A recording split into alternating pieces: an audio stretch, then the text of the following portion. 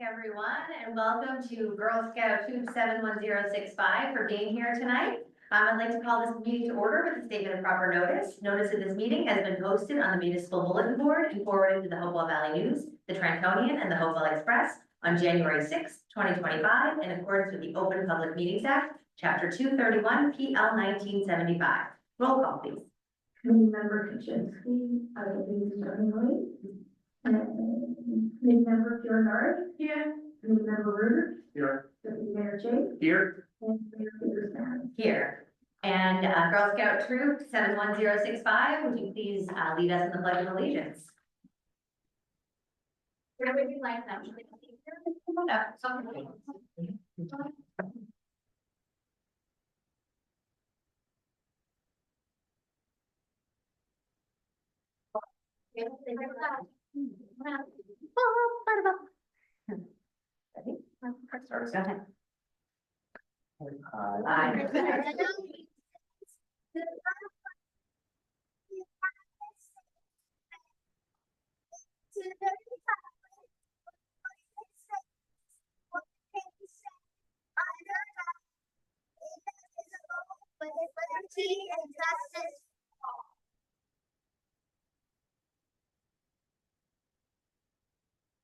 Thank you. Excellent job, girls, and thank you for being here. And leaders, you are welcome to stay for as much of the meeting as you would like. We have our budget hearing tonight with a few other things, but we will not be offended when it is time to go. Feel free to go. Okay, we have 3 proclamations this evening. Our first one is National Public Works Week proclamation, May 18th through 24th, 2025. People, purpose, and presence. And our Public Works liaison, Mr. Jake, is going to get us started. Whereas public works professionals focus on infrastructure, facilities, and services that are of vital importance to sustainable and resilient communities and to public health, high quality of life, and well-being of the people of Hopewell Township, and whereas these infrastructure, facilities, and services could not be provided without the dedicated efforts of public works professionals, or engineers, managers, and employees at all levels of government and private sector, who are responsible for rebuilding, improving, and protecting our nation's transportation, water supply, water treatment, and solid waste systems, public buildings, and other structures and facilities essential for our citizens. And whereas it is of public interest for the citizens, civic leaders, and children in Hopewell Township, New Jersey, to gain knowledge of and maintain an ongoing interest and understanding of the importance of public works and public works programs in their respective communities. And whereas the year 2025 marks the 65th annual National Public Works Week, sponsored by the American Public Works Association, Canadian Public Works Association. Be it now resolved, I, Courtney Peters Manning, Mayor of Hopewell Township, do hereby designate the week of May 18th through 24th, 2025 as National Public Works Week. I urge all citizens to join with representatives of the American Public Works Association and government agencies in activities, events, and ceremonies designed to pay tribute to our public works professionals, engineers, managers, and employees, and to recognize the substantial contributions they make to protecting our national health, safety, and advancing quality of life for all. Thank you for that. And I would also just like to take 1 minute to say that we appreciate Public Works and that they are first responders, just like police and fire and EMS. When there's an emergency, if the fire trucks can't get through the road, if there's brush in the road, then they can't get to the fire. So thanks to Public Works for all that you do. Mr. Snyder, please pass that along to everyone. I know Deputy Mayor does a good job of that, but next we have designating the week of May 18th through 24th, 2025 as Emergency Medical Services Week, or EMS Week. Speaking of first responders, whereas emergency medical services are a vital public service, and whereas the members of emergency medical services teams are ready to provide life-saving care to those in need 24 hours a day, 7 days a week. And whereas access to quality emergency care dramatically improves the survival and recovery rate of those who experience sudden illness or injury. And whereas emergency medical services fill healthcare gaps by providing important out-of-hospital care, including preventative medicine, follow-up care, and access to telemedicine. And Whereas the emergency medical services system consists of first responders, emergency medical technicians, paramedics, emergency medical dispatchers, firefighters, police officers, educators, administrators, pre-hospital nurses, emergency nurses, emergency physicians, trained members of the public, and other out-of-hospital medical care providers. And whereas the members of emergency medical services teams, whether career or volunteer, engage in thousands of hours of specialized training and continuing education to enhance their life-saving skills. And whereas it is appropriate to recognize the value and the accomplishments of emergency medical services providers by designating the Emergency Medical Services Week now. Now therefore, I, Courtney Peters Manning, Mayor of the Township of Hopewell, County of Mercer, New Jersey, in recognition of this event, do hereby proclaim the week of May 18th to 24th, 2025 as Emergency Medical Services Week. And that the 51st anniversary of the EMS Week theme is EMS Week, We Care for Everyone. I encourage the community to observe this week with appropriate programs, ceremonies, and activities in honor of the EMS profession and the essential service it provides. Thank you.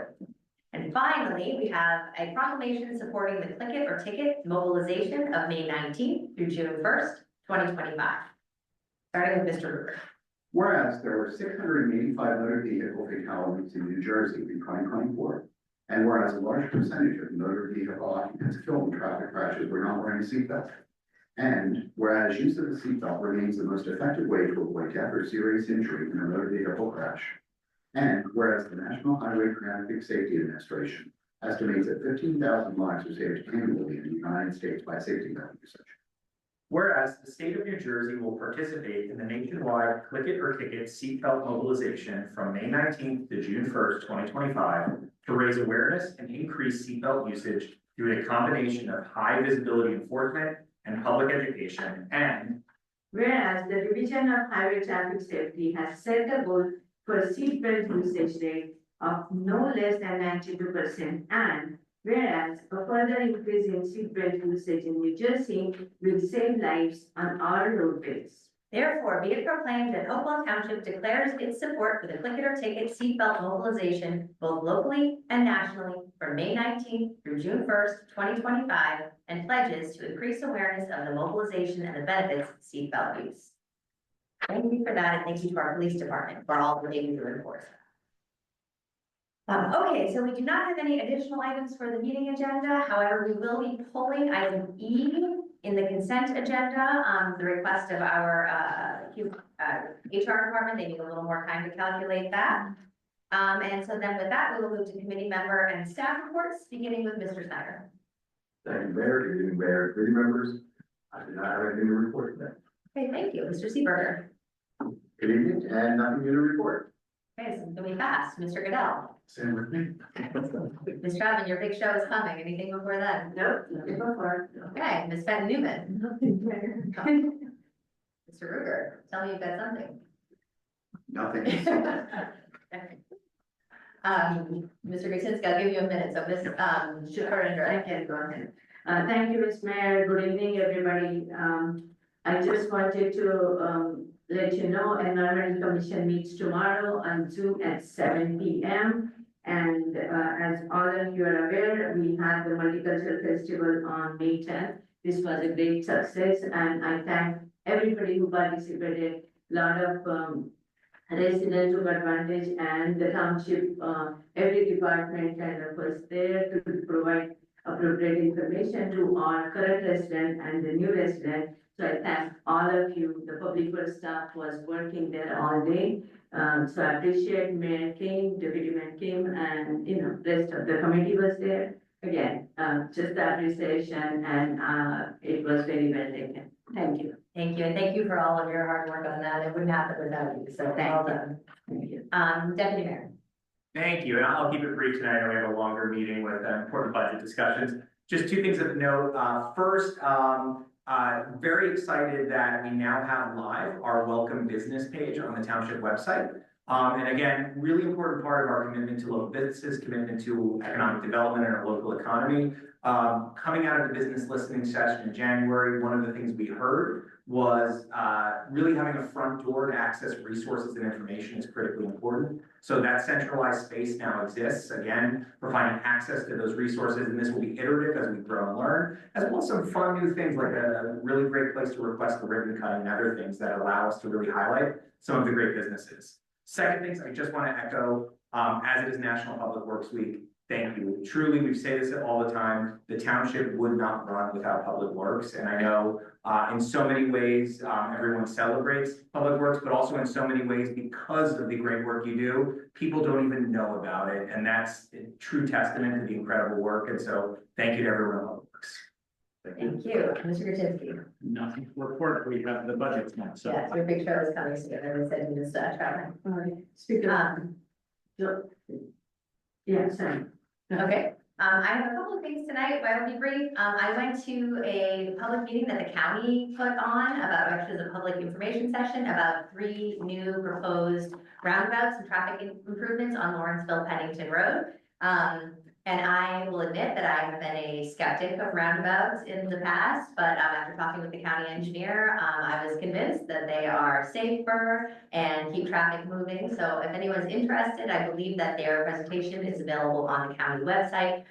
If not, we can get it put up on our website as well. But it was a really interesting and informative presentation, and so we look forward to seeing the improvements that will happen along Pennington-Lawrenceville Road.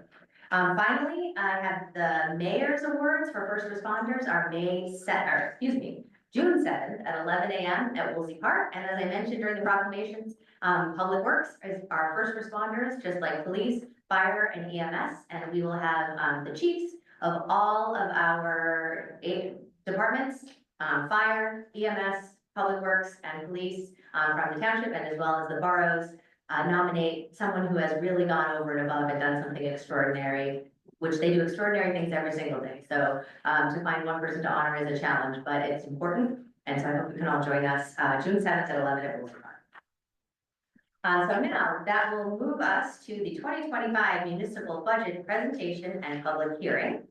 To begin with, we have a resolution, which is the public hearing of the 2025 municipal budget for the Township of Hopewell, County of Mercer, New Jersey. This is a resolution introducing the budget, so may I have a motion, please? Excuse me, not introducing the budget, starting the hearing. May I have a motion, please? And a second. Second. All those in favor? Aye. All right, we may begin, and I will pass it over to Mr. Kaczynski and Ms. Troutman. So, Ms. Trotman, Thank you. Mr. Snyder is going to upload our presentation, so just give us a minute while we get ready. and, Mr. Snyder, can you bring in the TV so we can also see it?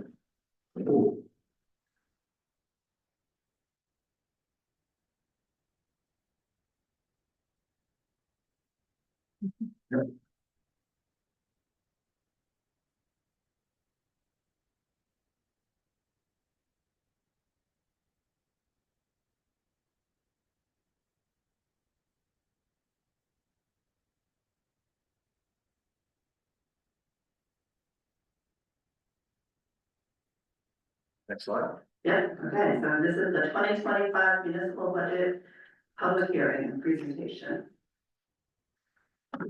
So the budget process is, starts in September of months prior to your municipal budget. So in 2024, we started the 2025 budget process with department head meetings, with requests from departments, and then it's a collaboration of the departments bringing the information to the elected officials to come up with a municipal budget that we feel services the residents of the township, as well as it's a balance of the cost to do those services, as well as being able to provide the services that we want. We take a look at both wishes and needs and things that we would like to have, and come up with a budget that would be responsible to the residents of the township. So one of the important aspects of a budget is everybody always wants to talk about the tax rate, even though while we are looking at all different facets of a budget, one of the things everybody wants to talk about is what is the what is the taxes? So let's talk about what the tax bill looks like when we talk about the township tax bill. So you need to know your assessed value of your property, which would be listed on the tax bill. And then to the average resident of Hopewell Township, the average resident's assessed value is $475,000. So the annual tax bill for the average resident is $15,699, of which 2,188 of that resident's dollars go to the township. The rest of those dollars get dispersed to the other taxing entities. So when we take a look at the pie chart, we see 85% of the taxes collected are dispersed to other taxing entities. 15% of the taxes that we collect, the township keeps. That's 14% for municipal services, and 1% of the taxes we collect go to municipal open space dollars. But when we also take a look at, we know that we collect the funds for all the different taxing entities. The township is solely responsible when there are unpaid taxes. So when we take a look at the bar graph that's on the screen, we can see that in the year 2022, the tax collection rate was 99.3%. And that means there was less than 1% of people that did not pay, so the township was responsible for that small gap of deficiencies. But when we look at 2023, the tax collection rate dropped to 97.9%, so the township was responsible for the deficit in that year. So I think it's really important when you look at this levy, right? So we're here tonight, we're talking about just the municipal tax rate. And municipal tax rate is 2,000 roughly out of 16,000. So we collect all of the other other collections on basic schools, county, the fire district, open space. But what we are charged with is collecting the municipal tax rate. So that's public works, it's all the services, police, everything else we provide. And I talked to Mr. Snyder earlier, for $2,000, it's a really good value overall. On this chart that Mr. Snyder has up now, when we don't collect, when we fall short on collection rate, the township has to make up the difference. So even though we collect 14%, we have to make up the 86% of the difference that's shown in, for instance, 2023. Correct. So while the township will need to pay 100% of the taxes that are levied to us by the school district and the county and the fire district, so if a taxpayer does not pay, the township is responsible for that unpaid portion, even though we are responsible to pay 100% over to the other taxing entities. If I could just jump in for 1 second, can we go back one more slide? I think it's also give with that note on, we are responsible for collecting the levies from other bodies. I think one thing that might be helpful, and feel free to expound if it's also helpful, that these are not fixed percentages. This happens to be the output of other bodies set their levy. They are dispersed and divided amongst all of the taxpayers. And as all of those things have stacked up, they happen to be these percentages, but those are not fixed percentages. Correct. So next year it could be different percentages. Correct. Good point. So if we look at the 2025 budget overview, I'll start with really good news. So the municipal tax rate will decrease by 0.3 of a penny, or we will be well below New Jersey's 2% cap, and the municipal levy will decrease by 0.7% versus 2024. Well below rate of inflation. And so what we have been working on for the last 10 years has been not only to keep the spending under control, but to reduce debt level. So our new authorized capital borrowing in 2025 is less than what we will pay off from 2024 payments. And then the other big headline is we're starting to see an increase in new revenue sources. We've been working on this for the past 7+ years. So we have pilots, we have the cannabis tax, the cell tower rents and shared services, which we will get into in more detail over the ensuing slides. But really what the headline is, we're able to reduce the tax rate because we're bringing new revenues into the township. Can I just add you a little credit for a minute in that? Mr. Kaczynski and Ms. Chapman, this doesn't just happen. You have been talking about us reducing debt since I started paying attention to Hopewell Township, municipal government. And every year I've been on the committee, we've borrowed less than we've paid off, so that they give you a lot of credit for that. And also the pilot revenue and the other revenues, you've always been talking about making sure we find additional sources of revenue, and that is really the only way you can reduce your tax levy, because prices of everything goes up. Everybody knows your own household budget, insurance rates go up. So thank you for, all of your work on this. And I just wanted to put a little note on it, that this doesn't happen without a lot of hard work by a lot of people, especially you, Ms. Chapman.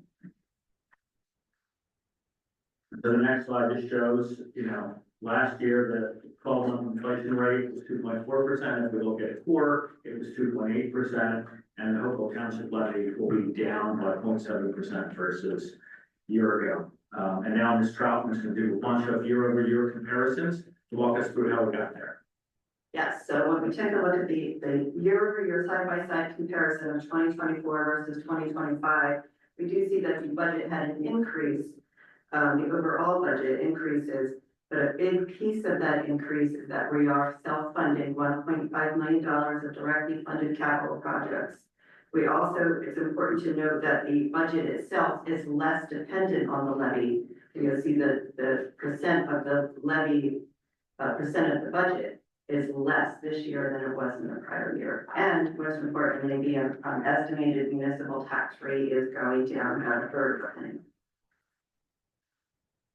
So we were able to get there. There's a few factors impacting the 2025 budget. Again, we had an increase in our capital. First, we'll talk about expenditures. So we had an increase in our capital improvement fund over last year of just under 1.4. That again goes to our capital projects, and we're going to do self-funding projects this year, more than we did the previous year. We have staffing increases, therefore we have salary and wage increases. We're looking to do some expansion in a couple of our departments. Medical benefits, we had a 6.5% increase in our rates, and we're covering approximately 13 more persons than we did the year before. So we do have an increase in our medical benefits insurances. Important to note that our debt service is down over 2024 by about $49,000. And then on the revenue side, we are using more surplus in this year's budget than we did the year before. And we'll be able to explain that in a few slides in the future, how we were able to get there. We have additional, an increase in our payment in lieu of taxes, which is also known as pilots. We have a decrease in our receipts from delinquent taxes. And that is primarily because in the 2024 tax year, we had a 99.3% collection rate, whereas I just mentioned a few slides ago that our collection in 2022 was only 97 point-ish. Also, it's important to note that in 2021, we had a bond sale, and at that time, we had some premium that we were staging to use over a certain number of years. This is the last of our premium that we have left from 2021. So that is a decrease in our revenue that we need to make up in other areas. So the next slide shows our change in surplus over the years. You can see how it has, this is describing our surplus balance, not our surplus usage. So you'll see how certain impacts affect how our surplus changes and goes up and down. You'll see a big change from 2023 to 2020, end of 2024. And the primary reason for that is in 2023, we had the delinquencies in taxes. So you'll see there was a dip in our surplus. So we were able to recover from that in 2024, as well as start to collect our pilot revenues that we've been anticipating.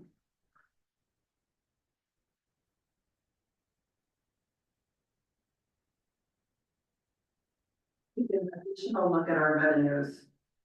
We'll see over the years, state aid number has fluctuated over the years. In 2023 and 2024, our state aid was higher and it has now come back down to where we were previously. So in 23 and 24, the state had given, the municipalities additional funds to help everybody recover from COVID. So here we are now that we are balanced back to where we were, in previous years. We, again, COVID related in 2022 and 23, the township had received ARP funds. Well, those funds are no longer being sent to townships and municipalities, so that is a hole that we needed to fill by finding other sources of revenues. And you can also see how the pilots, just in 2021, we were at $385,000 for an entire year, and now in this year's budget, it's just over $3.4 million for pilots.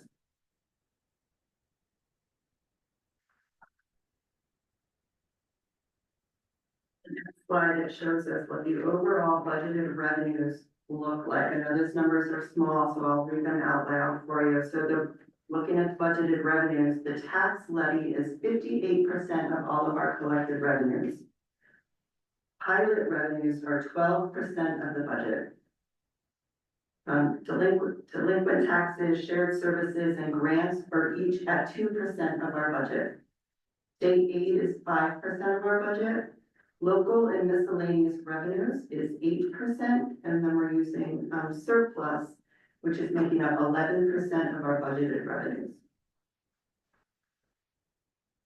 So if we look at the pilots, we're going to talk about a couple of projects. So the first, there's the park. The project will be completed in phases with multi-year benefits. Overall, there's a 30-year term on this pilot, and in the 2025 budget, those properties will return $1.8 million to the township.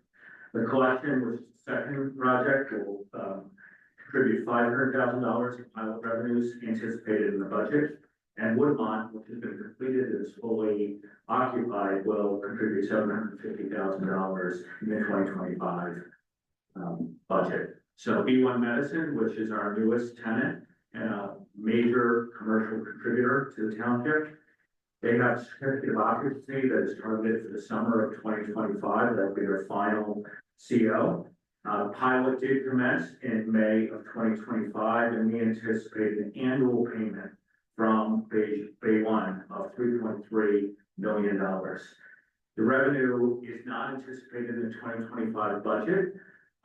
It will be an immediate replenishment of surplus usage. So when you saw that large amount of surplus usage, we know by the end of the year, it's going to come back to us through that revenue from B1. The other important element, and this is something we've been fighting for 10 plus years, is they will also be required to make an affordable housing contribution.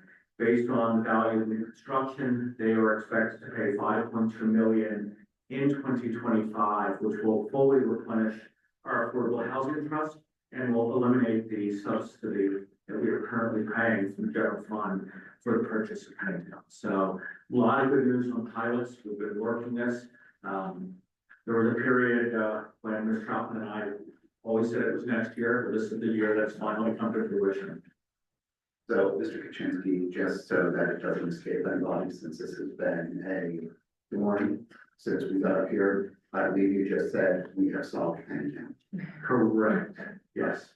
So we will receive sufficient money in 2025 to fully cover the remaining debt at Pennington, which, as my predecessor once said, was a unanimous bipartisan consensus on acquiring, and we'll have more news on affordable housing and Pennington going forward, but will no longer be a burden for township residents.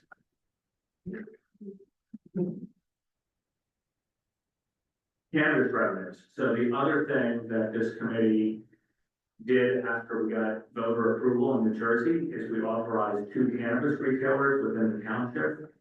We have 1 active license at this point, Pure Blossom, which opened in December of 2023. They are not only a property taxpayer, but they also have a 2% taxation on their gross revenues, paid quarterly based on prior quarter sales. We realized $52,825 in 2024. We budgeted conservatively for $40,000 in 2025. Based on Ms. Troutman's projections, we anticipate $70,000. So this will be another contribution to surplus. But we always want to be ahead of potential negative variances, so this gives us a little bit of cushion.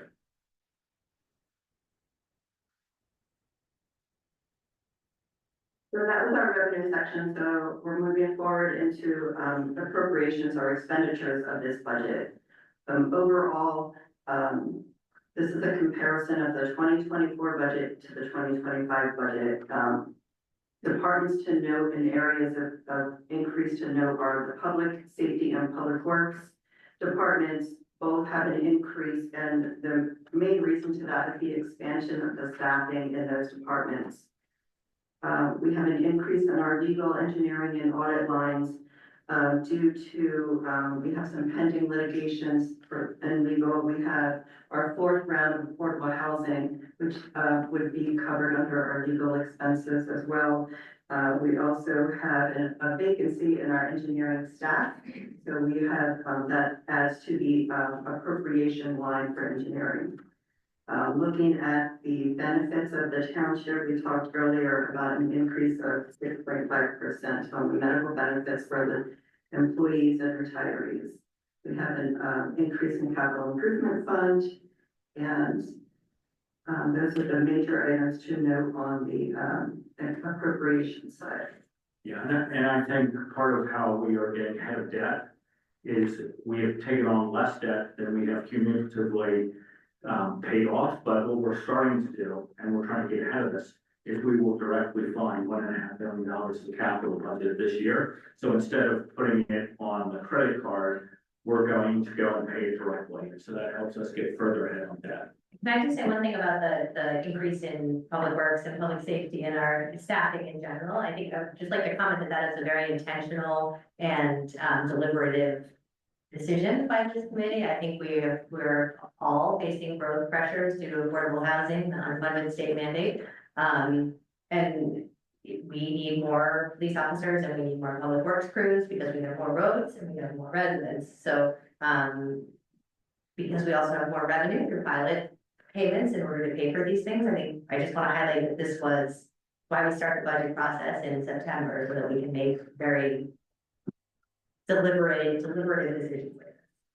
Can I just add into that since we are anticipating increase in the population, we were with the creative financial resources, we were able to well staff the health department that is, as we all have learned how important that is, the public health and providing the proper information, and with the well staffed, with the conservative being fiscally responsible, we were able to well staff the health, and that's just very valuable that, you know, health and safety goes hand in hand. Absolutely, and in the face of dramatic cuts in funding coming from the federal government, so that was important. Yeah. And again, to resources, we are staying above and beyond with the drawing of the federal funds to find other resources that we still well funded and provide the same kind of, you know, the service our residents deserve. So that's very important.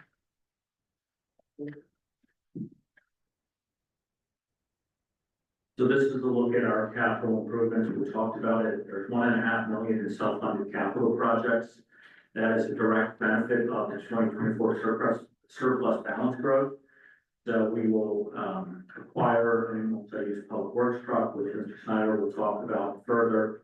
We're going to acquire an additional heavy-duty dump truck, a zero-turn mower, paint machine, and then facility improvements and building signage and sidewalk improvements, as well as parking enhancements, which include the expansion of the soccer fields, the Woolsey Park Pavilion, the Twin Pines Equipment Shed, the Twin Pines Safety Shelter, and then work on the Independence Fields dugouts. So that's part and parcel beyond the capital budget, which we previously introduced. These are additional projects we're able to fund within our budget.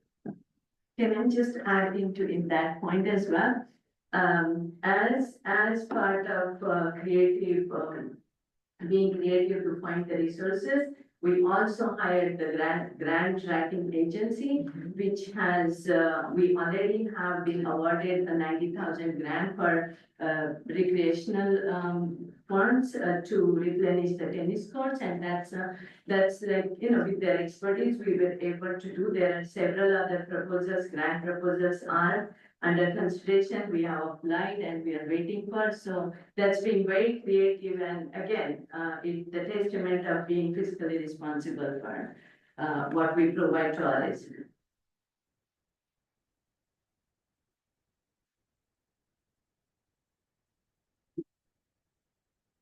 So, our goal is to keep services affordable and maintaining responsible budgeting practices. So, we're responsible for all taxpayers' funds. And we want to be smart about budgeting. And how we do that, we use technology or best management practices. And some examples are being smarter about hiring employee development. And one thing we were doing in public works is employing, part-time seasonal laborers during labor-intensive seasons, such as mowing season and brush collection and leaf collection. And this year, we're increasing it from 2 to 4 part-time laborers. We save up to 50% on salary and benefits. And it's also serves as a long-term recruitment program, much like Farm League in baseball. And also on the administrative side, we hired a clerk floater to assist various departments during surges in their work.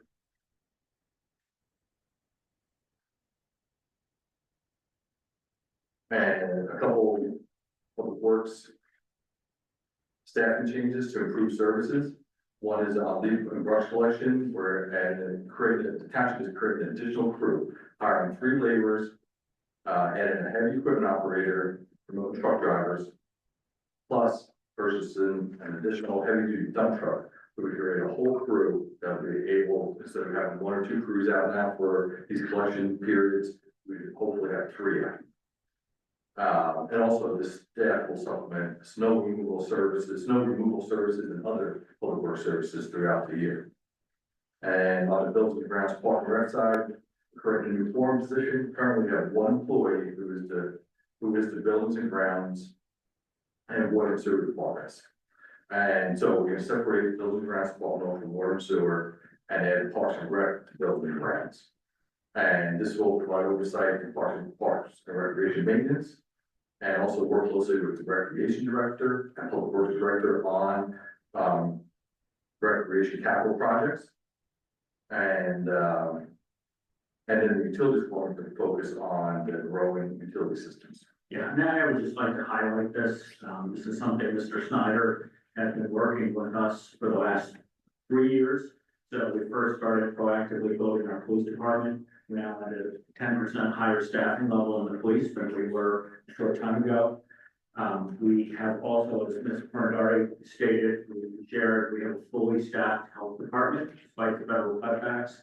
And now, you know, one of the most frontline jobs in the township is public works. And so we heard last year that public works, with all of the brush and the weather, had took an extra few weeks to catch up to the brush and leaf collection. So we've done 2 things to directly address that, as well as our new residents.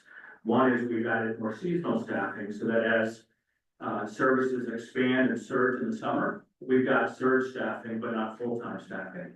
We also have done a projection based on leaf and brush cleanup that we are adding another full-time public works crew to expand what the township can deliver. And I think Mr. Snyder and Lois can talk about how we're also using equipment to positively drive efficiency and improvements in service in the township.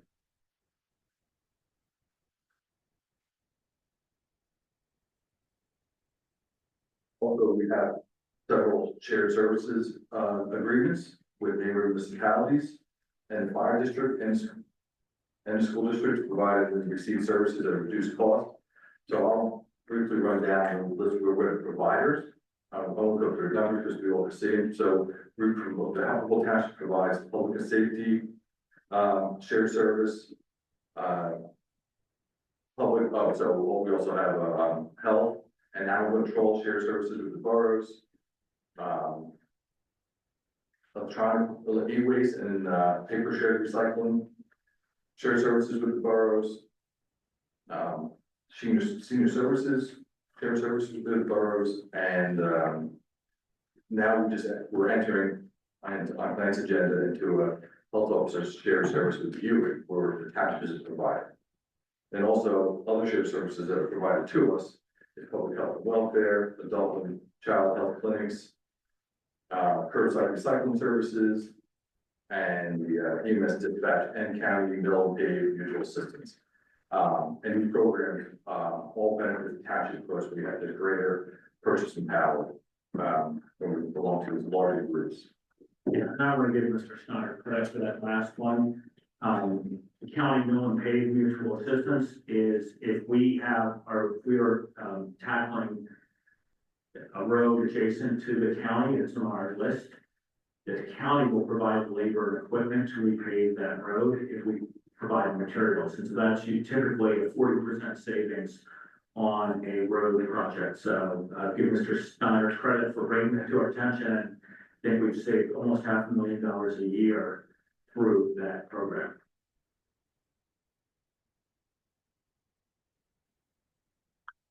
Also, we are a recipient of multiple grants to supplement the cost of existing and new services.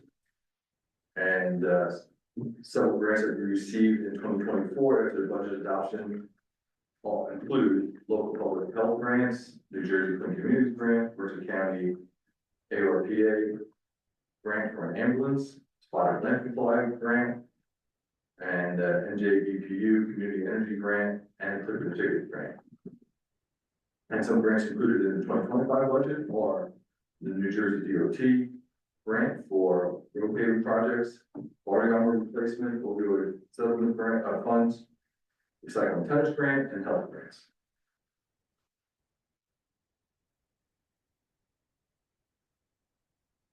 Now, grants enable the township the ability to provide many different types of goods and services. And some examples are police department grants.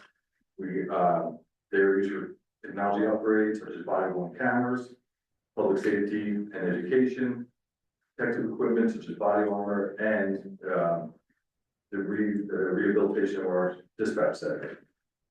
Clean community grants are used for staffing, support, public education, and community cleanups. The NJDOT grants are used for road construction, bicycle safety lane, and guide rails.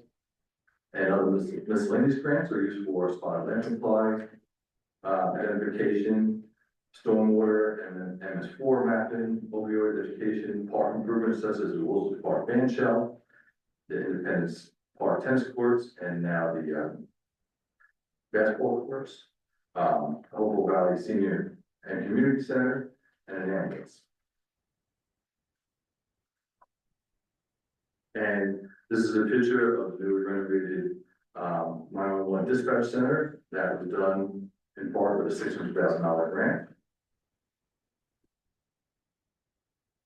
These are elevation views of the proposed Hopewell Valley Senior Community Center. So far, we received $2.56 million in grant funding for this project. And this is an example of how Hopewell Township continues to be smart about equipment we purchase. This is a single operator leaf vacuum and multi-purpose truck.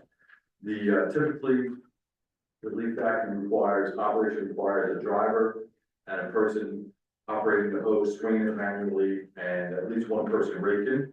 But this vehicle, the driver operates a remote control hose from inside the vehicle, so it could be a one-person operation. And also, the body comes off the truck, so it could also be used throughout the year for other projects such as a dump truck or a flatbed truck. Yeah, I think these are all examples of like the smarter purchases we made over the last couple of years. Several years ago, Mr. Snyder was here talking about dual axle trucks. You know, you say, well, what's the difference between a single axle truck and a double axle truck? It can carry twice the brush.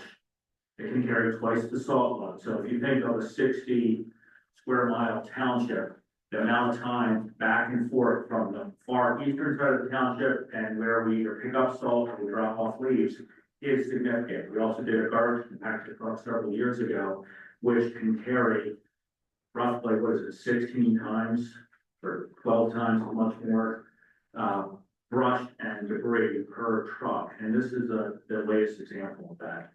Let me talk now a little bit about debt. This has been an ongoing thing, you know, I think, Mr. Lester started this drive in 2014 and 2015. We have a lot of debt still. We have 70% of our existing debt is general obligation debt, 13% is affordable housing, 14% is open space, and 3% is utility debt. And you go, so why is that important? So on the township budget, you know, the township debt service currently, next slide, George, consumes 22.2% of the township budget. The good news is that's down from 25 or 26%, but it is, we are paying off yesterday's expenses today. And so our goal is to get this number down to 15% over the next 7 to 10 years. And you can see how we've done it. Every year since 2015, we have taken on less new debt than we have paid off. So that this is a 10-year comparison. It bumps up and down, but green is debt we have paid off, and the light green is debt, new debt that were issued. So that is part of, you can see on the next slide, over time, our municipal general debt obligations continue to decline from a height of over 55 million, now approaching 45 million, and we intend to continue to pay that down that debt as we receive more pilot revenues and other revenues. We believe we can get that down so that debt service only consumes 15% of our municipal obligation. When we're talking about the municipal budget, we already talked about our operating budget side and our revenues and expenditures and our capital piece of the budget, but our budget also encompasses the utilities of the township. The township has a water utility and 2 sewer utilities. So while a utility is not based on taxes, it is a self-liquidating system. But as township, we need to be mindful of the expenses and operations of those utilities to keep them self-liquidating. We have our water utility, which consists of 105 users, and the rates are set on an ordinance that was adopted in 2012. And so that the ordinance, the water utility itself is self-liquidating, and it has been doing a good job with keeping the surplus balance either level or growing, which has been great, and we have responsible budgeting in this utility. And then our sewer utility is a combination of the Stony Brook Regional Sewer Utility users as well as the Ewing Large Sewer Authority users. There is multiple ordinances which set the rates, which is dependent on the utility which you are in. And we are having an increase of the Stony Brook, same number of users are participating in the Stony Brook utility, but we are seeing an increase in a growth in the Ewing Elsa sewer utility participants. So we are mindful of that in our budgeting. And this budget is increased over last year due to the increase of participants.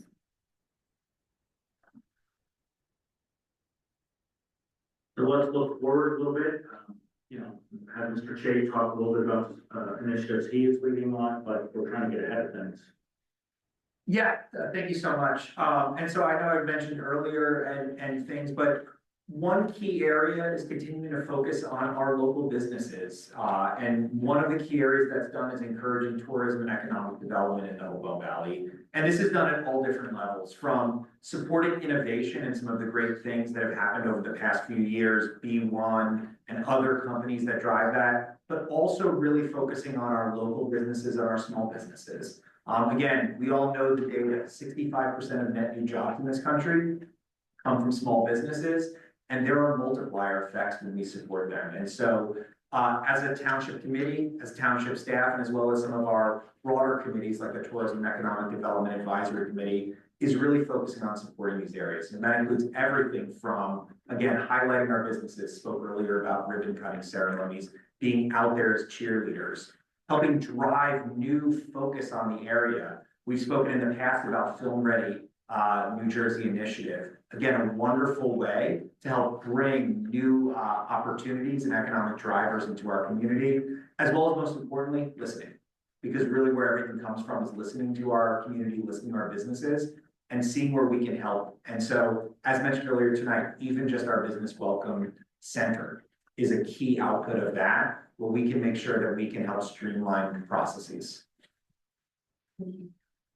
So, I mean, I think it, really talks about, our philosophy, and this has been something we put in front of the committee and the public for several years, it's your money, first and foremost, and we work hard, as I hope we've seen from this presentation, to get the best value out of every dollar. Some of that is keeping a containment on costs, some of it is doing things smarter, and some of it is where we need to expand services. We're prudent about that. That can be health, that could be public safety, that could be public works. But before we make one of those decisions, we make sure we can cover it. And if you look at the track record over the last 10 years, we've been able to do it while keeping a lid on municipal taxes. And we have a bright future ahead with some of the things we discussed previously, from pilot revenues, our $16 million pending contribution to schools, and other investments we've made in the community. I don't want to underestimate the grants. We've gotten a new band show at Woolsey Park. You saw earlier, we got $600,000 for the new 911 dispatch center. We got $2.6 million towards our new senior and community center. Everyone up here is working hard to not only stretch dollars, but to bring dollars from the state back to Hopewell. And, I'm proud of where we landed on this budget this year. Thank you, Mr. Kaczynski. And as I mentioned at the beginning, this wouldn't just happen without your hard work and Mr. Evans' hard work. So thank you both for all of that. So with that, I will open the public section of the budget hearing. So if you would like to speak, please come to on the budget only. We will have a public section later for other issues.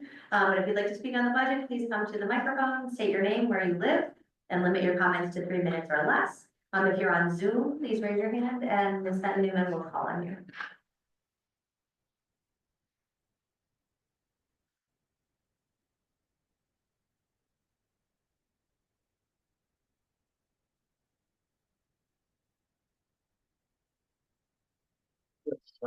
Jim Bird, just on. Thank you. Jim Bird, Hopewell Township. I commend you on what you've done. I guess there's a little bit of a variable that takes place. As you know, we have a decrease in our budget. But I think another question is, what happens to the assessment of the homes in Hopewell Township? And it's not always one significant spot, or it would be one significant spot, but it will vary throughout the township. So I think everybody has a little concern in regards to that. The other important thing that I come up with, and I understand the situation where we're like a little over $2,000, and I commend you on that. But I would like to see you, as the township committee, get involved with the county of Mercer to find out what they can do to put things at a slower increase than we're experiencing. So I stress that to the nth degree. So thank you very much for your time and your efforts. And once again, I would like to find out what you plan on doing with the county. Thank you. Thank you. Does anyone else that would like to speak? Please come to the microphone, or Ms. Newman, is anyone raising their hand on Zoom? No, man, I'm raising my hand on Zoom.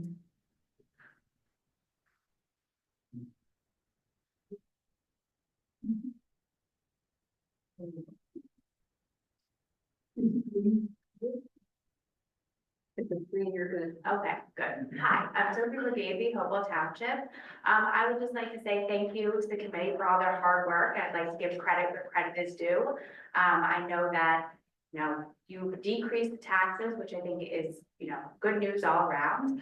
And also found a lot of solutions to the problems that we're having, a solution to affordable housing and solutions to supporting our schools. I'm not here to state my age in any way publicly, but those trailers have been at Bear Tavern since I was at Bear Tavern, and that was a very long time ago. So I thank you all for your work and your dedication, and keep up the good work. Thank you. Thank you.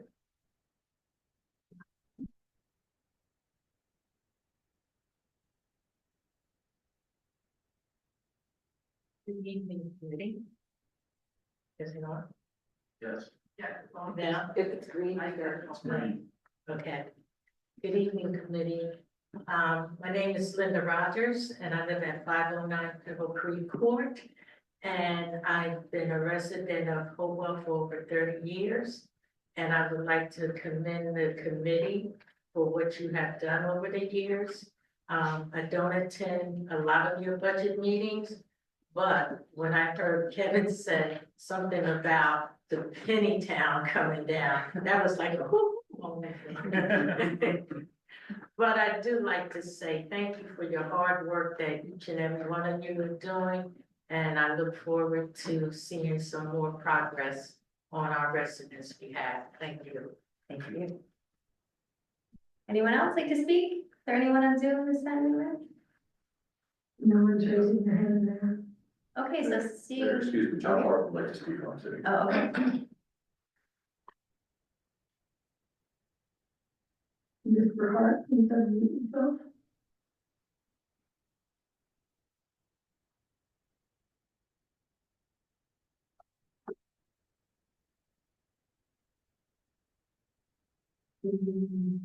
Oh, sorry, buddy. Can anybody hear me? Okay, sorry, I was on the other line here. Just John Hart. You were talking about your budget, and you were talking about these big trucks you need for public works. You don't need any more large tandem dump trucks. That's a waste of money. I see your trucks going down the road. They have about 500 pounds of brush on a great big gigantic dump truck. You can get the same size truck that'll be tandem axle that can handle that brush. So don't spend another couple $100,000 for a tandem dump truck. We don't have enough salt to need that. So you just need a regular standard truck like you have, because our roads are small. They can take that kind of truck. They don't need any more tandem trucks. To me, that's a waste of money. So I just want to tell you about that. There's a couple other things in the budget, but I don't have my notes from you right now. If we're only talking the budget, I'll wait for my other comment, but that is critical that we don't need an extra large dump truck. It's just not appropriate for our roads anymore. Our towns is different now. That's it. Thank you. Anyone else on Zoom?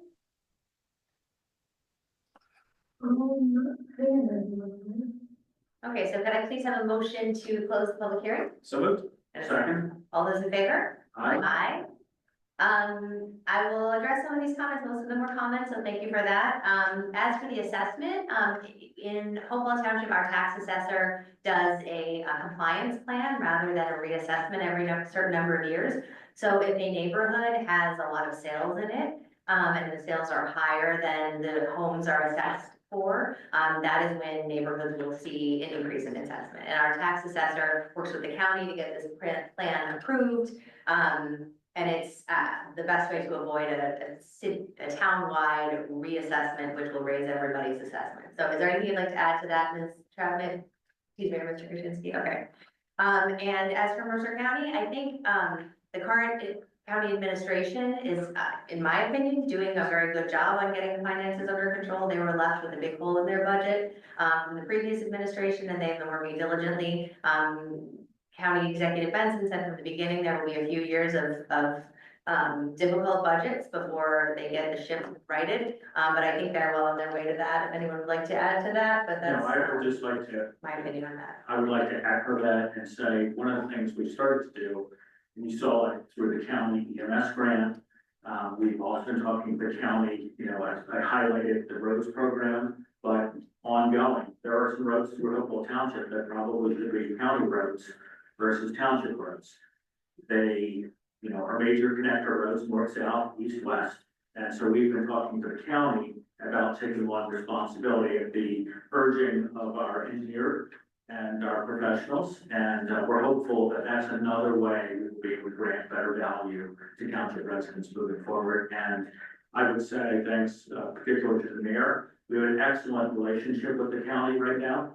And so we're working to row in the same direction. Mr. Byrd, I think, if you have suggestions on what else we should look at the county level, we'd be happy to share those as well with the county executive and freeholders or the county commissioners. And I would like to also add that they have been extremely responsive to our concerns. For example, the stop sign, the brand new four-way stop at Pennington Arborton Road and Scotch Road was done pretty quickly from this administration. Whereas if you look, say, our efforts to lower the speed limit in front of Bear County School took 20 years and a trip to the Supreme Court, whereas this one was done within a few months. So I very much value our working relationship with the county, so I agree with you, Mr. Chase. Okay, so are there any other questions or comments from the committee before we vote? I would just like to know, this is the 8th budget that I've gone through, and Ms. Kaczynski, I've listened to you at every budget meeting. I am amazed and very respectful of your incredible knowledge of the budget process and your sensitivity to making sure that we get the most value out of it.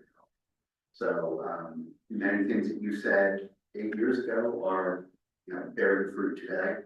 So I really appreciate it. And Ms. Troutman, I haven't been working with you as long, but I know what an absolutely critical part you play in this. So thank you very, very much. Thank you. Anyone else?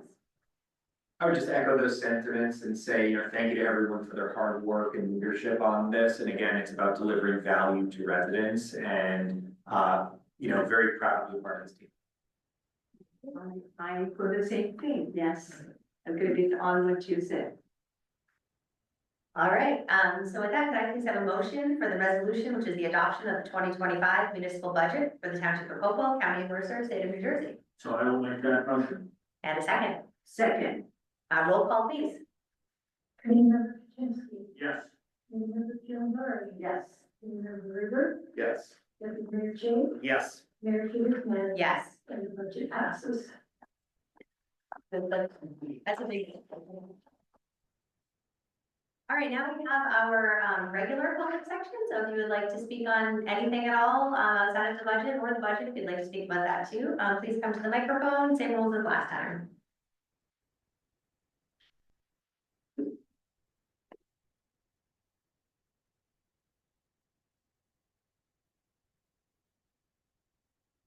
I'm Jim Bird, Hopewell Township. This Saturday, I was at the Pennington Day, and I wasn't there on behalf of, pardon me? Thank you. Okay, Jim Bird, Hopewell Township. As I said, on Saturday, I was at Pennington Day, and I wasn't there on behalf of Hopewell Township. I was there on behalf of our church. However, I had a lot of people come up to me and say that they live on Liberty Road and they're having, they still have major questions with you, the township committee, in regards to the sewer and also the water. Because of course, there's a new development that came through. Everything has come through Liberty Road, and Liberty Road is not being considered on this to the nth degree. They're told, get in touch with the mayor in the fall for information. Now, I understand that the mayor, as well as all of you, have a very, very demanding time for not only your jobs, but also for the township. However, George Snyder is the administrator for the township, and I think that he should be in touch with Trenton Waterworks as well as, Ewing Lawrence Sewer Authority to find out what the next step is and take the time to work with the people on Diverty Road. A lot have been there a long time. There's some that are relatively new, but they are asking questions. And when they're getting told, get in touch with us in the fall, get in touch with us in the fall. You know, I think it should be done on a monthly basis to let them know, even if it doesn't change, at least if you've also each month contacted these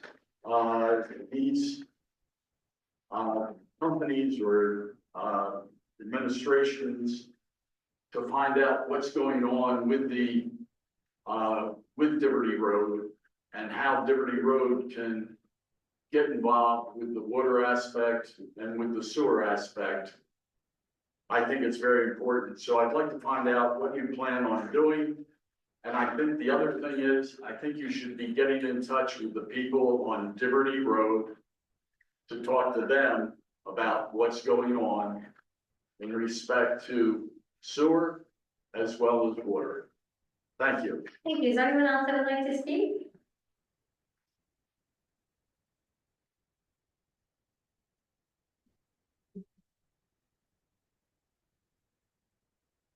Hi, Beth Shoreline, Hopewell Township.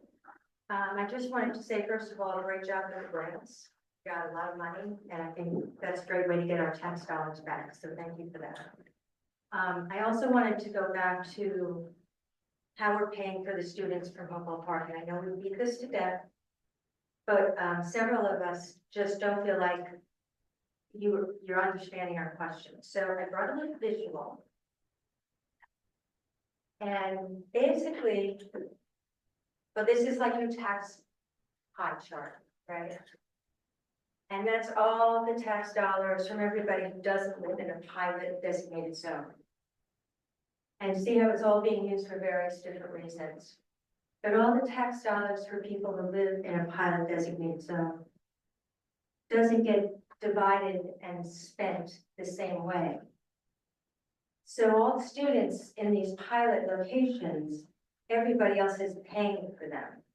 And that was kind of the point we're trying to make, that we don't think that that's fair. And we would hope that you would consider using some of the pilot funds to help pay for the students from those locations. So that's all I came to say. Thank you. Anyone else like to speak? Is there anyone on Zoom this time? Ma'am?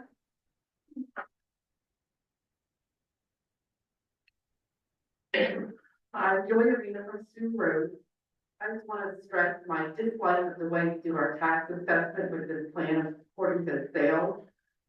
We have a lot of places in the neighborhood that aren't in neighborhoods, and they're not getting increased. My neighborhood has increased 3 times since 2021.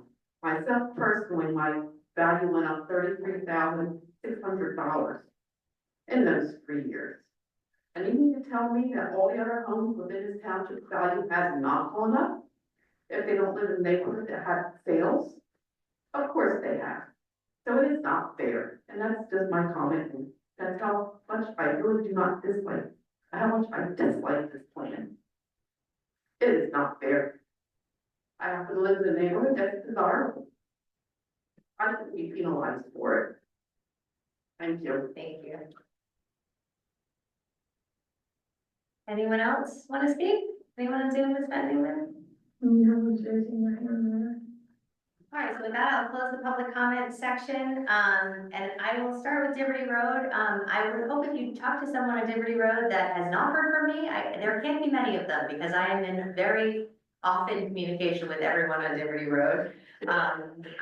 Every time someone reaches out to me for an update, I reply to them immediately. I have a distribution list of all the neighbors on Diverty. In fact, I had a phone call from someone on Diverty today, who wanted to let me know that a chain was knocked down, so I got immediately in touch with Lennar, to put that back up.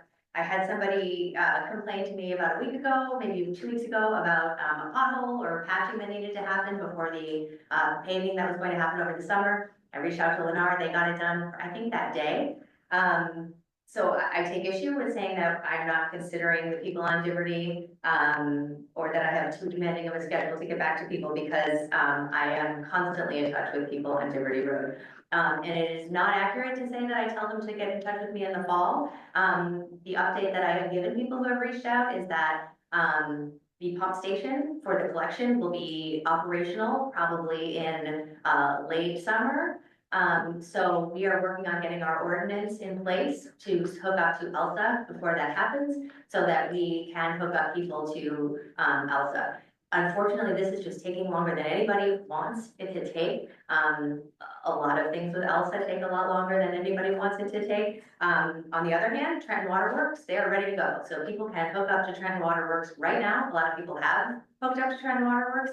In fact, if you speak to anyone on Liberty Road, or if anyone on Liberty Road is listening, if you are considering hooking up to Trenton Waterworks, you should do it sooner rather than later. Because when the roads are repaved over the summer, there will be a 5-year moratorium on cutting into the pavement in order to hook up to water and gas. Elizabethtown Gas is also ready to go.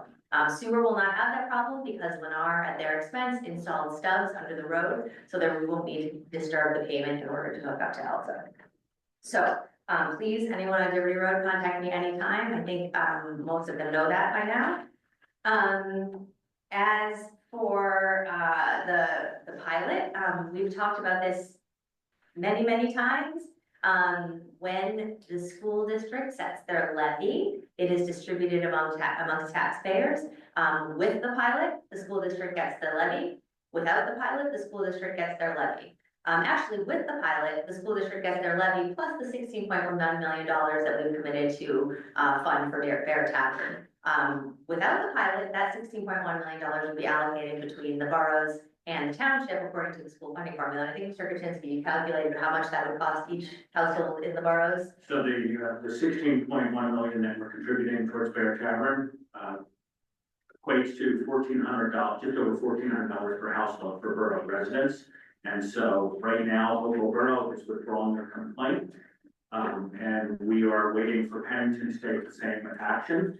And otherwise, they will ultimately be responsible at $1,400 per household for the Bear Tavern improvements, because it is a regional school system.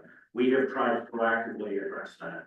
I think the other thing, I'll turn it over to Mr. Ruger, we've been working positively with the district on additional costs. I will note that our school enrollment is down 600 students from its peak period, when my son was a senior, when my second son was a senior, and now we look at graduating class that had been 375, we have an incoming kindergarten class of 225 students. So, yes, we will need to accommodate the students. We've done a joint demography study that shows we will never exceed the peak value of students in the Hopewell Valley school system with the currently envisioned development. And we are working not only on the 16.1 million of contributions to Bear Tavern, but Mr. Ruger is in regular communication with the district. Before we get to the incorrect costs, can I also just add that this $16.1 million not only will borough households contribute to that, but that would be allocated amongst township residents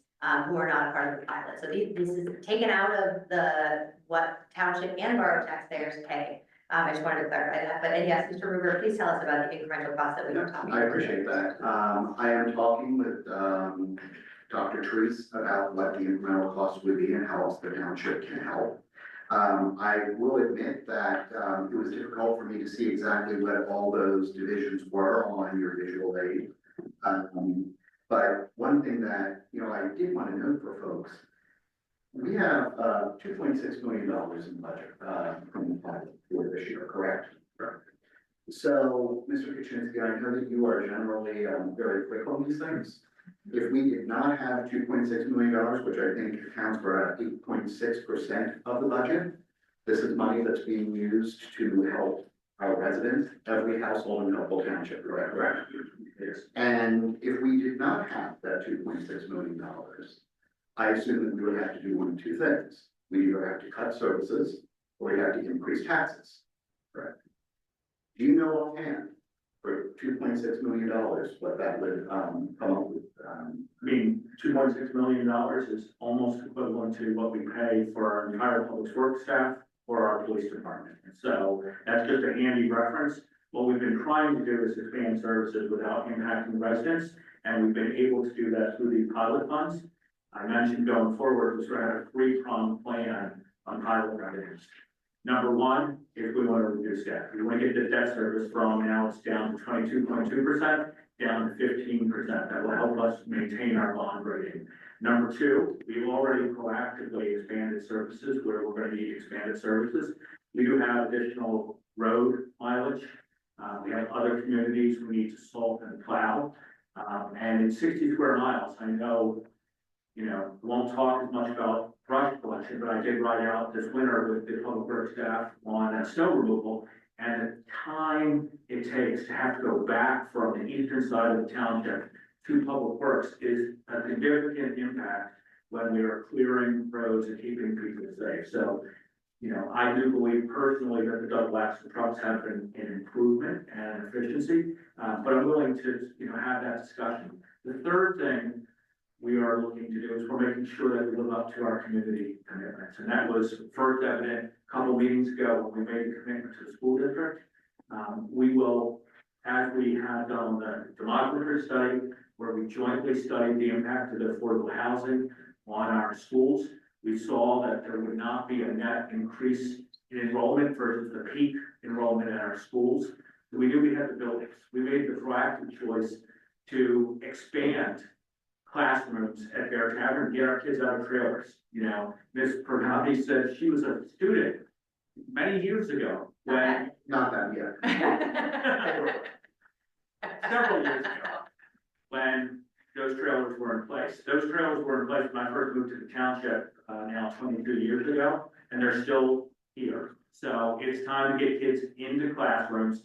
That is a sensible investment. And as Mr. Ruder said, if there are other sensible, investments we need to make, it could be transportation. We did hear from the school district that there's some incremental transportation costs that are coming from our development on the circle. And so we're talking with them. It is a small number. It's about $50,000. The rough estimate. Yeah.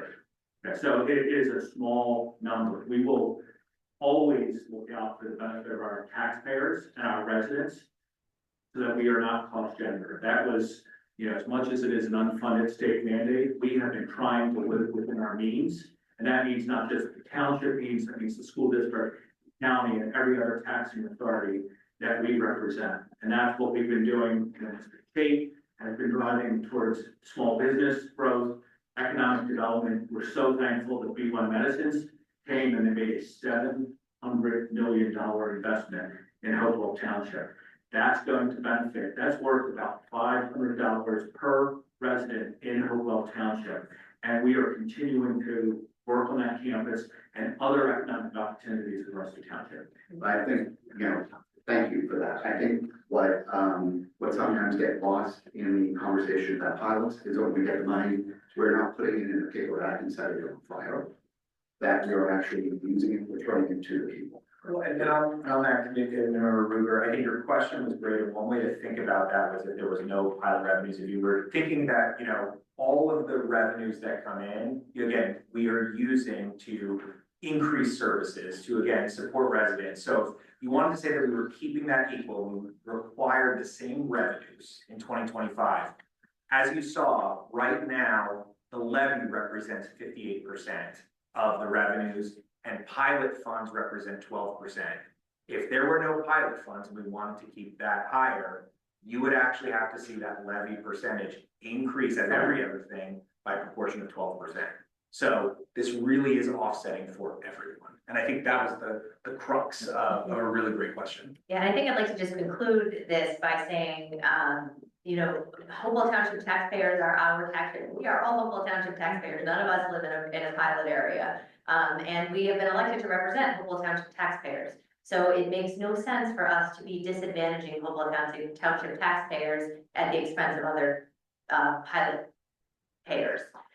So I find that argument that we're hurting our taxpayers to be nonsensical. So these are our taxpayers. We are working very hard to keep services high and to keep costs as low as possible for our taxpayers, working with the school district on contributing to them, which is a windfall for them. Again, the $16.1 million and any incremental costs that we pay, they would not get as part of that. It would not be a part of their levy otherwise. So, I'll end with that. As for the, Ms. Arena, for the, reassessment, I've talked to our tax assessor on this, and there are pluses and minuses to every way that we assess, that reassessment can happen with the reevaluation or incremental reassessments. And I hear you and I understand that, that issue, and we can talk a little bit more offline about why we do that. And perhaps our tax assessor would be a better expert at explaining that. So, all right. And that will conclude the first public section. We have a lot of ordinances tonight. We actually have 4 ordinances for introduction, final reading, public hearing, and adoption. The first one is a bond ordinance amending bond ordinance number 19-1713 as amended by bond ordinance number 21-1763, finally adopted June 17, 2019, as amended December 20th, 2021, respectively, and providing a supplemental appropriation of $1.23 million for the decommissioning of a dam, the restoration of land around the dam to its natural state, and the installation of a fire suppression water source in and by the Township of Hopewell in the County of Mercer, New Jersey, and authorizing the issuance of $1.23 million in bonds or notes of the Township to finance the cost thereof. May I have a motion, please?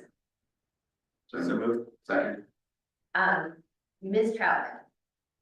So as you can tell by the title of this ordinance, this is a long-coming project that started in 2019 or before actually.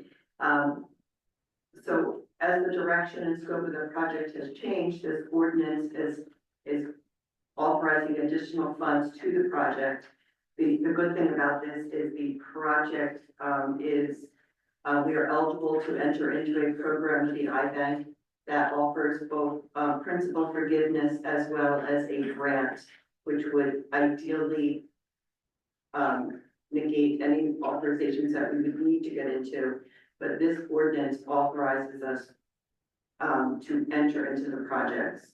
And after we go through the process of the lending program with the iBank, the cost would be minimal. It would not be the total of the $2 million project. Any questions or comments from the committee before I open the public hearing?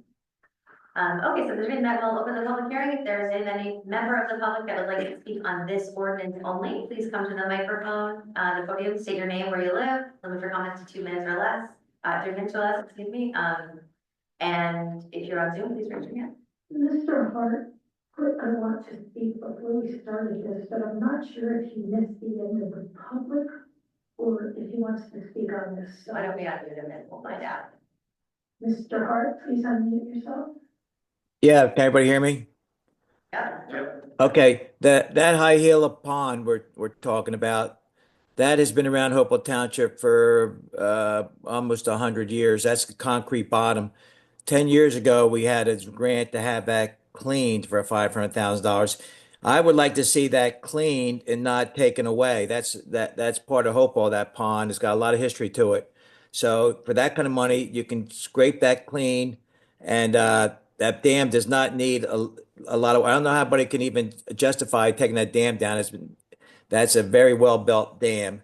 I remember they rebuilt that back in the late '60s. That pond can be cleaned easily and made clean water again. So that's part of the history, and I don't like seeing that kind of history just disappear with this township committee. I'd like to see it restored. So that's my comment. Thank you. Anyone else on Zoom? Seeing no one in the room? No one's raising their hand there. Okay, can I have a motion, please, to end the public hearing? Second. All those in favor? Aye. So I hear you, Mr. Hart. I think there's a lot of love and support for Hopewell Pond and a lot of good memories in the township. Unfortunately, there is no way to easily clean that pond. We tried that. That was our first intention was to dredge the pond. When the pond was dredged, DEP let us know that the dam was actually, you said it was built in the late '60s. That was quite a while ago now, and it required a lot of maintenance, millions of dollars of maintenance. Ms. Troutman, do you remember what the number was? I had 5 million in my head, but that could be wrong. I don't recall. But it was millions of dollars in order to restore the dam in addition to ongoing maintenance that the township was just not prepared to, The cost is greater than. way greater than this. So, we made the decision to restore it to its natural state and decommission the dam rather than spending millions of dollars of taxpayer money, to rehabilitate the dam. I understand that, Hiawatha Pond has a lot of great memories, but we could not justify charging our taxpayers that much money to, rehabilitate that. And the rehabilitation would not be included in any of the IBank funded projects. Yes. And I think the other thing I would just note, is we did talk to the fire commission. Yes. We want to make sure there is appropriate fire suppression resources in the northern tier. And so part of this project also provides for that creation Yes. of fire. I believe it's a cistern, that they will bury in, a big water tank underground. Right now, Hiawatha Pond is not actually a water source for the fire district because it is so full of sludge, which is part of the reason why we originally wanted to, dredge it and rehabilitate Hiawatha Pond. So, because we can't do that, we are, going to install a cistern, for fire suppression. So it will be an improvement on fire suppression. Okay, any other questions or comments for the committee before we vote? Now, I mean, you know, it is a tough decision, but I think it is the rational economic one, because the costs that are, you know, you talked earlier about unfunded mandates. This is an example of an unfunded mandate. It is not our choice to have these particular regulations. It is choice of the state and the federal government. And we have been choice of the policy. Exactly. Thank you. Okay, roll call please. Committee Member Kaczynski, Yes. Committee Member Giordano. Yes. Committee Member Ritter, Yes. Deputy Mayor Chase, Yes. and Mayor Peters Manning. Yes. And this ordinance, excuse me, this ordinance has been adopted on the final reading and it will be identified as number 25-1843. Thank you. Next, we have B, an ordinance supplementing chapter 7, section 13 of the revised general ordinances of the Township of Hopewell, granting title 39 jurisdiction to the semi-public roads, streets, driveways, and parking lots development known as Woodmont Forge, Hopewell Township. May I have a motion, please? So moved. And a second? Second? Mr. Snyder, this authorizes the police department to enforce our laws in this development, correct? That's correct, Mayor. Okay, any questions or comments from the committee before I open the public hearing? Okay, so same rules as last time. If you have any comments about this ordinance only, please come to the podium or raise your hand on Zoom. No one's on Zoom there. Okay, I'm not seeing anyone in the room. Could I have a motion, please, to close the public hearing? So moved? And a second? Second. All those in favor? Aye. Any opposed or abstentions? Close the public hearing. This is pretty straightforward. Any questions or comments from the committee before we vote? Roll call, please. Committee Member Kaczynski, Yes. Committee Member Giordano. Yes. Committee Member Ritter, Yes. Deputy Mayor Chase, Yes. Mayor Peters Manning. Yes. And this ordinance has also been adopted on final reading and will be identified as number 25-1844. Thank you. And next we have C, an ordinance designating the Burroughs Smith Mershon House, AKA the oldest house, as a historic landmark. Interrupt you. Mr. Goodell and I have just had a discussion that this may need to go, and actually does need to go To the planning board. to the, Yeah, to that the makes- planning board, actually. Planning. Okay. All right, so then we'll table C and D and send them to the planning board. Is that Newman? They need to be adopted the same way you would as a. That makes perfect sense. Ms. Van Newman, you'll take care of sending that to the planning board and we'll put that on for public hearing at a later date. All right, thank you. Now we have two ordinances, for introduction and first reading. First, we have A, an ordinance accepting furniture donation by Janssen Pharmaceuticals. Excuse me, may I have a motion, please? So moved. And a second? Second? Mr. Snyder? Thank you, Mayor. So, Janssen Pharmaceuticals, right here in Hopewell Township, contacts the township, whenever they change out their furniture. Most of it is new and like new condition. So they reached out to us and this fund, found some furniture there, they'd like to use in their offices and reception area. So, this ordinance accepts the donated furniture. Okay, wonderful. Thank you very much to Janssen for the donation. This is again, first reading and introduction, so we do not have a public hearing for these ordinances. That will be on a later date. Any questions or comments from the committee before we vote? Roll call, please. Committee Member Kaczynski. Yes. Committee Member Pierre. Yes. Committee Member Ruder. Yes. Deputy Mayor Chase. Yes. And Mayor Peters Manning. Yes. And the ordinance has been introduced on its first reading and it will be published in the newspaper. And the public hearing? Oh, I'm sorry, the public hearing is going to be set for June 2nd. Next, we have B, establishing chapter 26 of the Code of the Township of Hopewell to establish an environmentally preferable purchasing policy. May I have a motion, please? So moved. And a second. Second? Mr. Snyder. This ordinance pledges that our purchasing policy will minimize environmental impacts, reduce waste, conserve natural resources, and promote sustainable practices.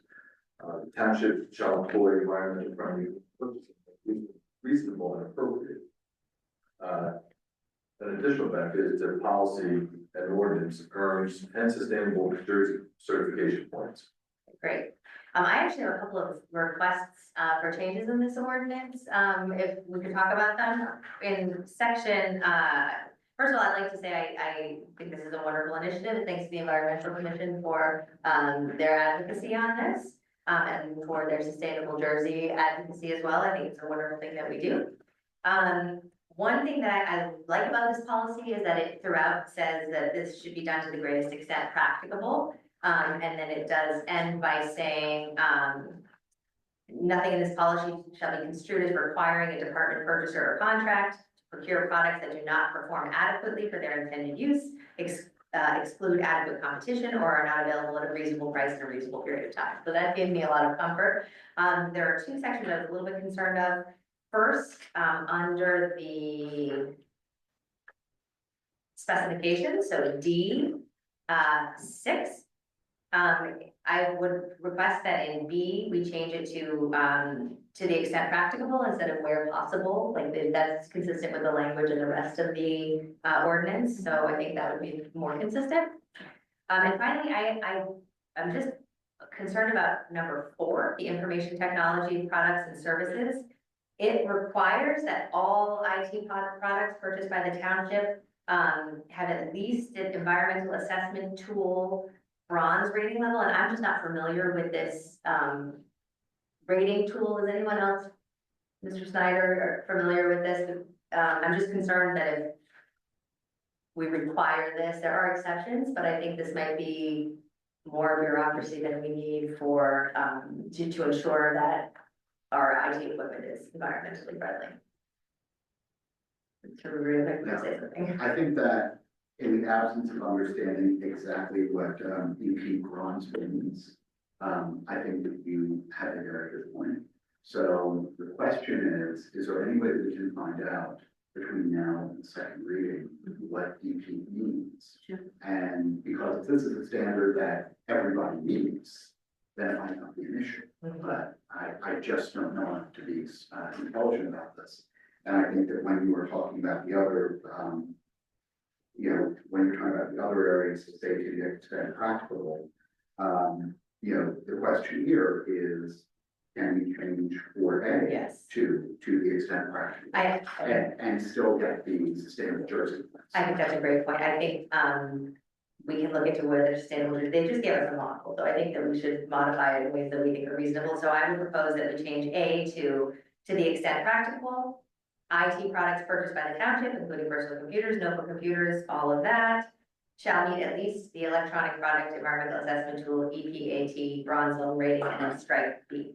So that would be my proposal, how we modify it. Is that okay with you? Sure, I definitely, since this is the first reading, we will look into it and brief the committee at the second reading before we all vote on. Wonderful, and I apologize that I didn't ask this before now. I I would have done This this, is very easy, yeah.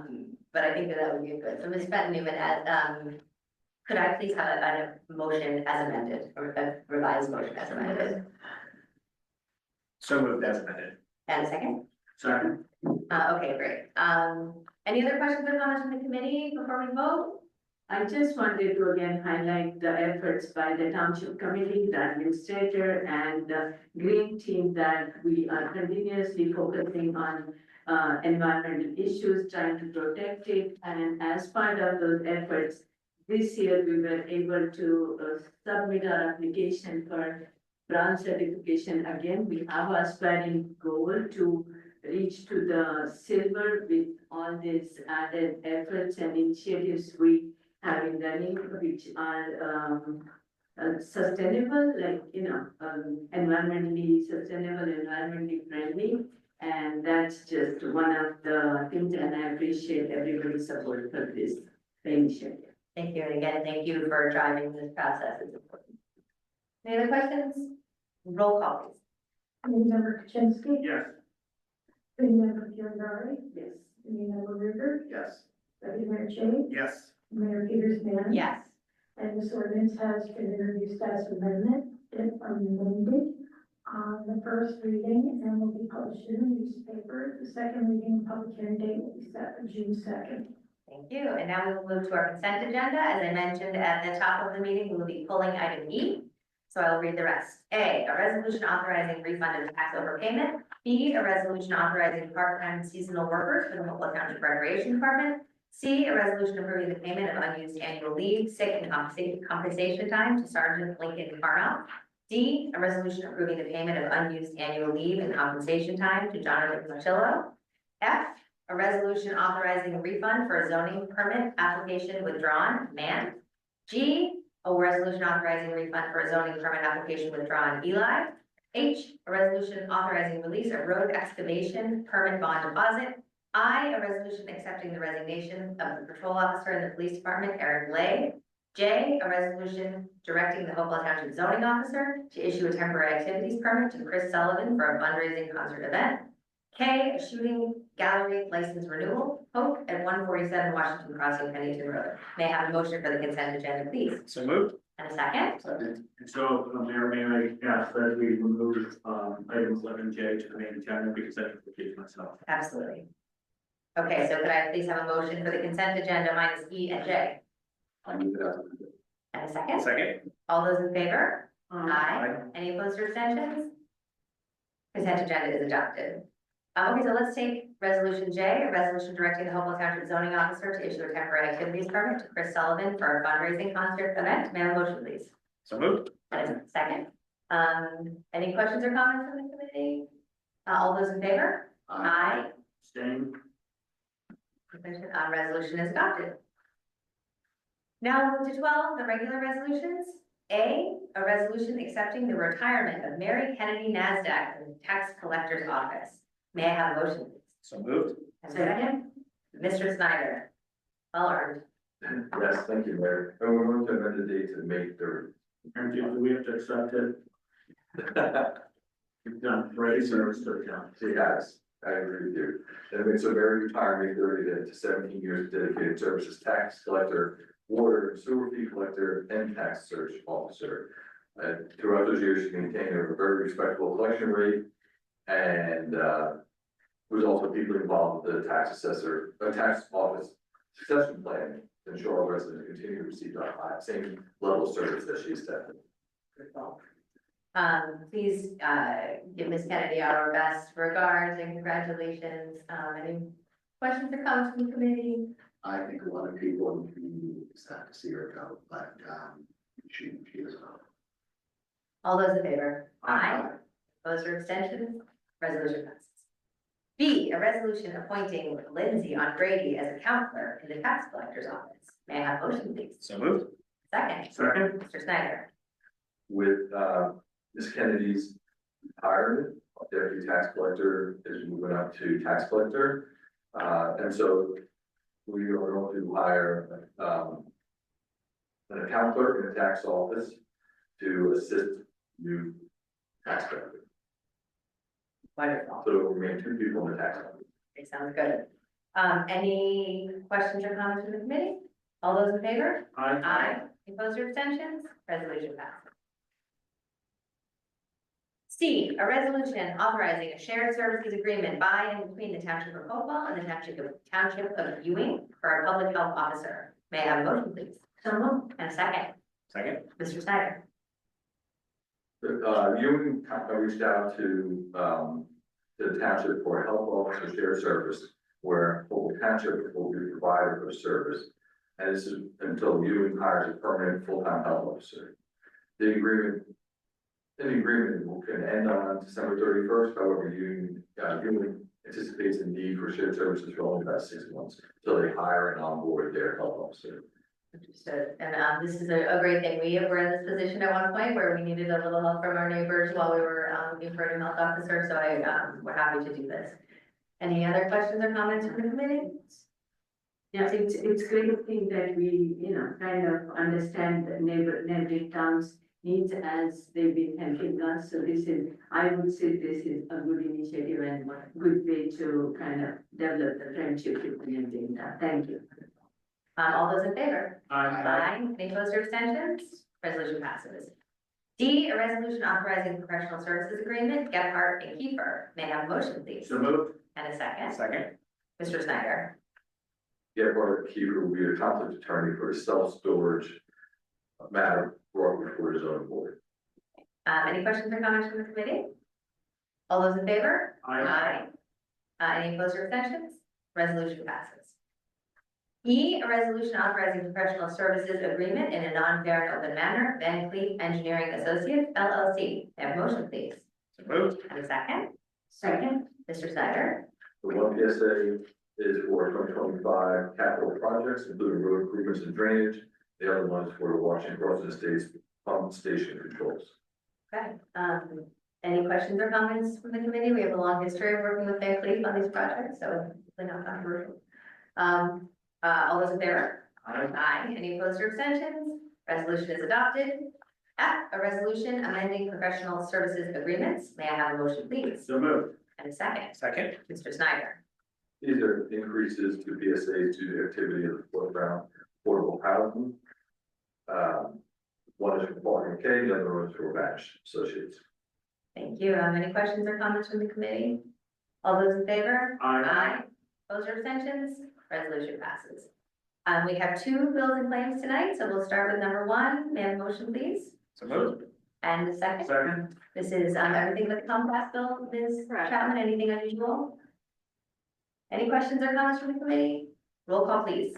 Committee member Kaczynski. Yes. Committee member Kieran. yes, Committee member Ritter. Yes. Deputy Mayor Jake. Yes. Mayor Peterson. Yes. So resolution number 1 passes. Next, we have bills and claim number 2, which is the Comcast bill. May I have a motion, please? So moved. And a second. Second. Roll call, please. Committee member Kaczynski. Yes. Committee member Kieran. yes, Committee member Ritter. Abstain. Deputy Mayor Jake. Yes. Mayor Peterson. Yes. So resolution number 2 passes. All right, we do not have a work session tonight, but we will move to our final public section. If anyone would like to speak, same rules as all of the other times tonight. Come to the microphone, state your name, limit your comments to 3 minutes or less. If you are on Zoom, please raise your hand. Yes, Jim Bird, Hopewell Township. I guess I've got some questions that coincide with my previous, time I was up. And it's in regards to Liberty Road and some questions that I'd like to ask you and ask you if you can contact the people from Liberty Road. You say that everyone's been in touch with you and you've taken care of all this and so on and so forth. Well, I'm hearing a different story. So, some of the questions that I have is, what do you say to people on Liberty Road in regards to the sewer and water? What about Trenton Waterworks? Have they contacted the people from Liberty Road via mail in regards to this and what they're doing? Let's see, and was that done by mail? And has Elsa contacted the people at Liberty Road, or is it the responsibility of Hopewell Township Committee to contact the people from Liberty Road in regards to this? Because once again, you're talking about putting down a new road, and then it's a 5-year period of time before something can be done in regards to the water aspect. So My question is, who's responsible in regards to that? The other thing is, what about clarifying this with the people from Liberty Road? Can you put it in black and white, give them a rundown of what's going on? I think, Mr. Snyder could do that and give them an idea of what's taking place. I think that Hopewell Township, has to be taking very positive steps. I don't think that the township, the Hopewell Township Committee should be sitting on their laurels waiting to hear from the people from Liberty Road. So take a positive step, set up a meeting for the people, contact them. It doesn't hurt. They don't bite. Can be advantageous to everyone. Thank you. Anyone else like to speak? Is there anyone on Zoom that's standing in? No, Mayor. All right, with that, I'll close the public comment section. I've answered this question multiple times. So I will just say, yes, everyone on Liberty Road received a letter in the mail with instructions on how to hook up to sewer, how to hook up to water and gas, and with a link to how to contact the township to tell us that we are interested in sewer. So please, anyone on Liberty Road, contact me anytime. You will receive updates from me when something changes. Okay, so for executive session tonight, we have two topics. We have litigation and real estate. We will not be taking action after executive tonight. So could I please have a motion to go into executive? So moved. Second. All those in favor? Aye. Any opposed or abstentions? Whereas it is necessary for the Township Committee to discuss real estate, legal, contract negotiations, and/or personnel matters, and whereas NJSA 10:4-12 permits the Township Committee to conduct a meeting from which the public is excluded in order to discuss such matters, and whereas the time, when, and circumstances under which discussion conducted in executive session may be disclosed to the public if appropriate, now therefore be it resolved by the Township Committee of the Township of Hopewell, County of Mercer, State of New Jersey, that the Township Committee shall forthwith conduct an executive session to discuss the above. Be it further resolved that the scope of the aforesaid executive session will be limited to the above matters as stated, which is litigation and real estate. Thank you.